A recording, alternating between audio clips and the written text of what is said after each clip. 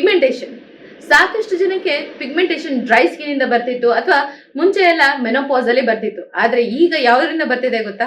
ಕೇಳಿಸ್ಕೊಂಡ್ರೆ shock ಆಗ್ತೀರಾ. ಹೇರ್ಗೆ dye use ಮಾಡೋದ್ರಿಂದ ಕೂಡ ಪಿಗ್ಮೆಂಟೇಷನ್ ಬರುತ್ತೆ.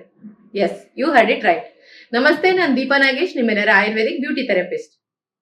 ಹೇರ್ ಡೈ ಅಲ್ಲಿರುವಂತ ಅಮೋನಿಯಾದಿಂದ ಕೂಡ ಸ್ಕಿನ್ ಅಲ್ಲಿ ನಿಮ್ಗೆ ಪಿಗ್ಮೆಂಟೇಷನ್ ಬರುವಂತ ಚಾನ್ಸಸ್ ಇರುತ್ತೆ. ಇದನ್ನ ಎಷ್ಟೇ ಕ್ರೀಮ್ ಹಾಕಿದ್ರೂ ಹೋಗೋದಿಲ್ಲ ಅಥವಾ ಯಾವುದೇ ರೀತಿಯ ಟ್ರೀಟ್ಮೆಂಟ್ ತಗೊಂಡ್ರು ಕೂಡ ರೆಡ್ಯೂಸ್ ಆಗೋದಿಲ್ಲ. ಇದಕ್ಕೆ ಹೇರ್ ಡೈನೇ ಅಪ್ಲೈ ಮಾಡೋದನ್ನ ಸ್ಟಾಪ್ ಮಾಡಬೇಕು. ಇದ್ರ ಜೊತೆಗೆ ಸಣ್ಣ ಪುಟ್ಟ ಮನೆಯಲ್ಲಿ ಟ್ರೀಟ್ಮೆಂಟ್ ಅನ್ನ ನಾನು ಇವಾಗ ಹೇಳ್ಕೊಡ್ತೀನಿ. ಅದನ್ನ ಕೂಡ ಫಾಲೋ ಅಪ್ ಮಾಡೋದ್ರಿಂದ ತುಂಬಾನೇ ಸುಲಭವಾಗಿ ಈ ಪಿಗ್ಮೆಂಟೇಷನ್ ಅನ್ನ ರೆಡ್ಯೂಸ್ ಮಾಡ್ತಾ ಬರ್ಬೋದು. ತುಂಬಾ ಜನಕ್ಕೆ ಡ್ರೈ ಸ್ಕಿನ್ ಇದ್ರೆ ತುಂಬಾ ಫಾಸ್ಟ್ ಆಗಿ ಪಿಗ್ಮೆಂಟೇಷನ್ ಬರುತ್ತೆ. ಅದಕ್ಕೇನೆ ಮನೆಯಲ್ಲಿ ಸ್ಯಾಫ್ರನ್ ಬಟರ್ ಅಂತ ಹೇಳ್ತೀವಿ. ಅಂದ್ರೆ ಬೆಣ್ಣೆಗೆ ಸ್ವಲ್ಪ ಕೇಸರಿ ದಳಗಳನ್ನ ಹಾಕಿ ಡಬಲ್ ಬಾಯ್ಲಿಂಗ್ ಮಾಡೋದ್ರಿಂದ ಮನೇಲಿ ನೀವು ಈಸಿಯಾಗಿ ಸ್ಯಾಫ್ರನ್ ಬಟರ್ನ ರೆಡಿ ಮಾಡ್ಕೊಳ್ಬಹುದು.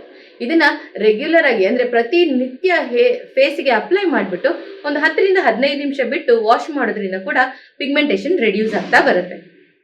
ಹೇರ್ ಡೈ ಇಂದ ಆಗಿರುವಂತ ಈ ಪಿಗ್ಮೆಂಟೇಷನ್ ಅನ್ನು ರೆಡ್ಯೂಸ್ ಮಾಡ್ಬೇಕಂತಂದ್ರೆ ಸಾಧ್ಯ ಆದಷ್ಟು ತೆಂಗಿನಕಾಯಿ ಹಾಲನ್ನ ಫೇಸ್ಗೆ ಯೂಸ್ ಮಾಡಿ. ತೆಂಗಿನಕಾಯಿ ತುರಿದ ತಕ್ಷಣ ಸ್ಕ್ವೀಸ್ ಮಾಡಿದಾಗ ಬರುವಂತ ಈ ತೆಂಗಿನ ಹಾಲನ್ನ ಹತ್ತಿಲಿ ಡಿಪ್ ಮಾಡಿ ಎಲ್ಲಿ ಪಿಗ್ಮೆಂಟೇಷನ್ ಇದೆಯೋ ಆ ಏರಿಯಾಗೆ ಅಪ್ಲೈ ಮಾಡಿಬಿಟ್ಟು ಒಂದು 20 ನಿಮಿಷ ಬಿಟ್ಟು ಆಮೇಲೆ ಸ್ವಲ್ಪ ಬೆಚ್ಚಗಿರೋ ನೀರಿಂದ ವಾಶ್ ಮಾಡಿದ್ರು ಕೂಡ ಪಿಗ್ಮೆಂಟೇಷನ್ ಫಾಸ್ಟ್ ಆಗಿ ರೆಡ್ಯೂಸ್ ಆಗ್ತಾ ಬರುತ್ತೆ. ಇದ್ರ ಜೊತೆಗೆ ಕಂಗಡಿ ಹೂವು ಅಥವಾ ತಂಗಡಿ ಹೂವು ಅಂತ ಹೇಳ್ತಾರೆ. ಯೆಲ್ಲೋ ಕಲರ್ ಫ್ಲವರ್ ಸಿಗುತ್ತೆ. ಸೊ ಈ ತಂಗಡಿ ಹೂವನ್ನ ಹಸಿ ಹಾಲಲ್ಲಿ ಚೆನ್ನಾಗಿ ಗ್ರೈಂಡ್ ಮಾಡಿ ಸ್ವಲ್ಪ ಹಾಲಿನ ಪುಡಿನ ಮಿಕ್ಸ್ ಮಾಡಿ ಫೇಸ್ ಪ್ಯಾಕ್ ರೀತಿ ಅಪ್ಲೈ ಮಾಡ್ಕೊಳ್ತಾ ಬರೋದ್ರಿಂದ ಕೂಡ ಪಿಗ್ಮೆಂಟೇಷನ್ ಅನ್ನ ತುಂಬಾ ಫಾಸ್ಟ್ ಆಗಿ ರೆಡ್ಯೂಸ್ ಮಾಡ್ತಾ ಬರ್ಬೋದು. ಆಯುರ್ವೇದದಲ್ಲಿ ಇದೇ ರೀತಿ ಸಾಕಷ್ಟು ಟಿಪ್ಸ್ ಅಂಡ್ ಟೆಕ್ನಿಕ್ಸ್ ಗಳು ಇದ್ದೇ ಇರುತ್ತೆ. ಖಂಡಿತವಾಗ್ಲೂ ಇದನ್ನ ಫಾಲೋ ಮಾಡ್ತಾ ಬನ್ನಿ.